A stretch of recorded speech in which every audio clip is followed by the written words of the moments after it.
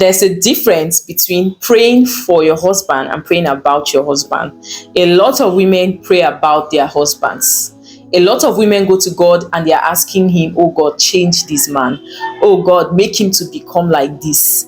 It takes a lot for you to pray for your husband, not about your husband. A lot of women actually go to God reporting their husbands, not praying for their husbands. So today, we are going to look at reasons why, as godly wives, we ought to pray for our husbands. How often do you pray for your husband? Because he's an individual, because he's a human being, not because he's your husband, but because you really want, it's easy to pray for your husband to succeed in his career.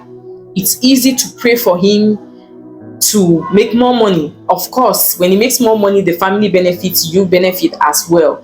But how often do you pray for his mind? How often do you take out time to pray for that thing that he wants for him?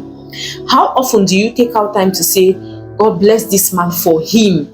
Not because you know that when God blesses him, it's going to benefit the family. Not because you know that when God blesses him, it's going to benefit you directly or indirectly.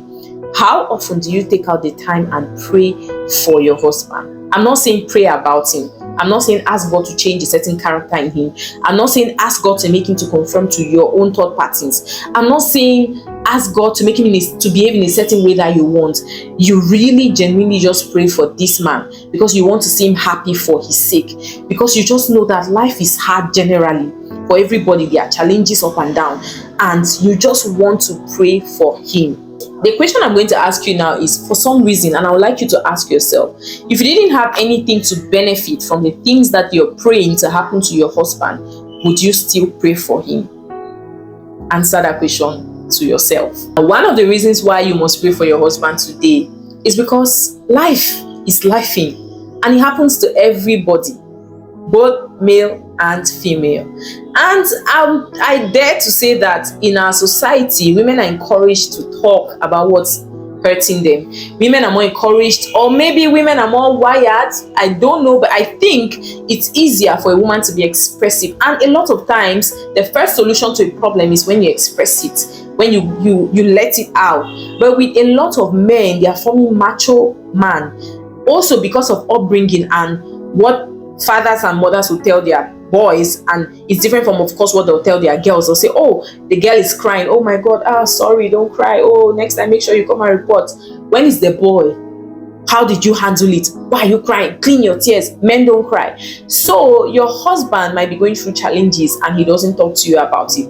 Now this I remember when we traveled to the UK, my husband traveled, he was doing his masters alone, and we were in Cameroon and we're communicating. I'll talk to him, I'll tell him, oh my God, I didn't sleep, oh, I'm feeling like this, oh, this one is not happening, oh, we need to go and get our passport. I would say a lot of things to him. And I remember my husband said to me, he was like, it's just so easy for you to dump it all on me, like you just call and let it all out on me.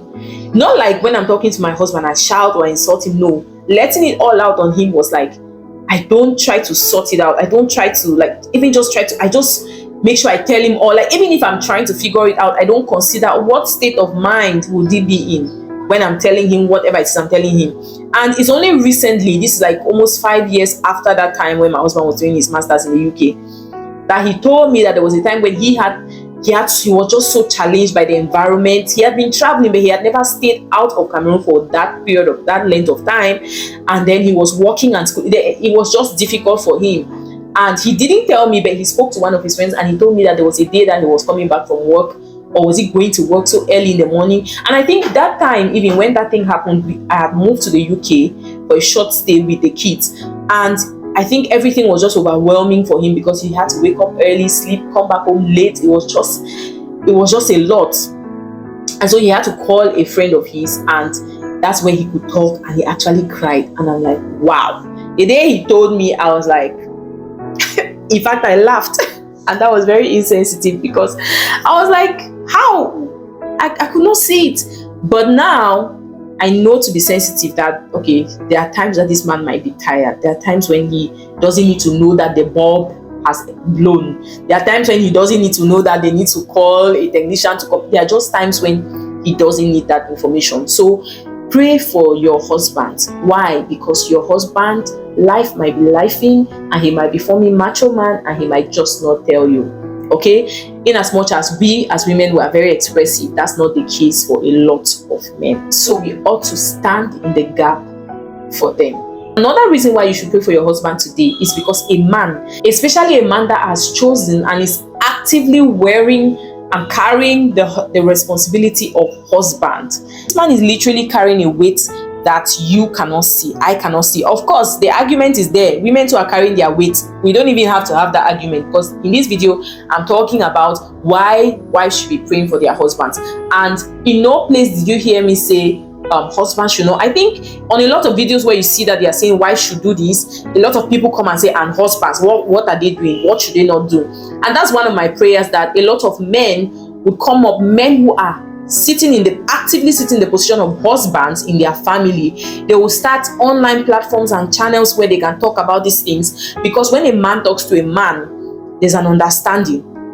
You get? It's just like me. I can come and sit here and talk to you about breastfeeding. You know that I know what I'm talking about. If a man comes and sits here and is telling you about breastfeeding, what is he talking about? So I'm praying that men should come up who can talk about these things. And I believe that there are already so many platforms online where men are sharing what they are doing in their homes as men and what should be done according to the Bible. Let's get back to what we are talking about. So as a man who has chosen and is actively carrying the responsibility of husband and leader and macho man and guardian and pace setter in the home, it's an invisible weight that he's carrying. And to be honest, nobody actually gets prepared for the role of husband. So pray for your man. Stand in the gap for your man, your man, your man. Don't just be posting on Instagram and WhatsApp status, my man, my man. Pray for him. Stand in the gap, because when a man is actively and consciously taking on the role of husband, they do it, and it's just it's 247. This is bad, buy this, shop for this. And when I'm talking, I can use my husband as an example. Like, I don't think there's any day that my husband leaves the house and there's not something on his to-do list that he has to. There's always something, and that's a responsibility that nobody taught him how to do it. And it's even worse for a man that probably did not grow up with a father figure. And if that person is doing these things, see, pray for him. Pray for your husband. Stand in the gap, okay? Stand in the gap for your husband. Pray for him and just be supportive as much as you can. But the prayer parts, very important. Pray for your man. Another reason why you should be praying for your man today is because there's a lot of temptation of the flesh, both for men and women. But you as a woman, your prayer of authority over your husband, it carries power. So pray over your husband. Pray over him. Pray against temptation. Pray against temptation from what? From women outside. You guys, there's a trend. Single women like married men. They say they are very responsible. The fact that they have families, they will not stress them. So somebody might be out there eyeing your man, okay, knowing fully well that this man is married. And I'm not trying to take away the responsibility of self-control from any man. I am just telling you that the devil that you are playing with is not playing with you. So pray for your man, okay? Because even as women, we get to go through that, and we need to be held up in prayer by our partners as well, because temptation does not know male or female. It happens to everybody. So uphold your man in prayer. Those are 3 reasons why you should pray for your man. Pray for him. Pray for your husband, because human beings need prayers. The devil we are playing with is not playing with us. There's constantly contention. There's constantly a battle to be won. So that's it.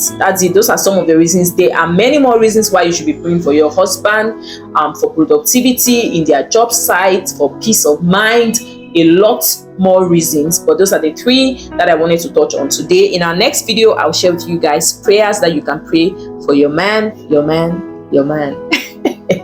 Thank you so much for watching this video. If you are not subscribed to this channel, please do well to subscribe, and I'll see you guys on the next one. Bye.